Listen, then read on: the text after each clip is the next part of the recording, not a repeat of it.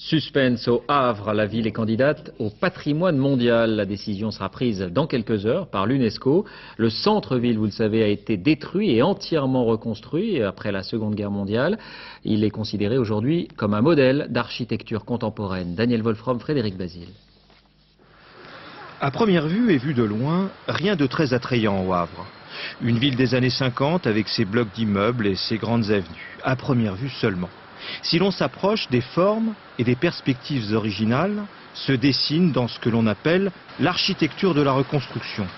La reconstruction, elle a duré 20 ans, après l'anéantissement de la ville et du port, rasé par les bombardements alliés en 1944. 117 bombardements avaient acquis au Havre le triste privilège d'être l'une des villes les plus sinistrées de France.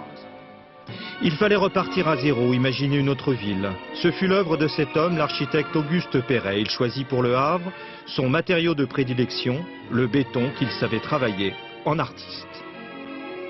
Les fenêtres sont un des éléments empruntés à l'architecture classique. Perret pensait que la fenêtre verticale était la référence dans l'architecture. En fait, elle permet de voir à la fois le ciel, le paysage et le sol. Donc avoir un rapport à l'extérieur très généreux. Démonstration avec le propriétaire d'un appartement de 100 mètres carrés. Vous pouvez me dire l'avantage d'être dans des immeubles construits par Perret? L'avantage c'est ça, voilà, tout est modulable, on ouvre, on ferme, on met des cloisons, on les enlève. Bon, c'est pas si simple que ça, mais par exemple là, il y avait une cloison là ici qui donnait dans l'entrée, moi je l'ai enlevée.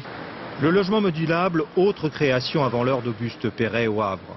Aujourd'hui, la ville fait enfin partie du décor. Moi j'ai vu construire quand j'étais petite, j'ai vu s'élever les immeubles.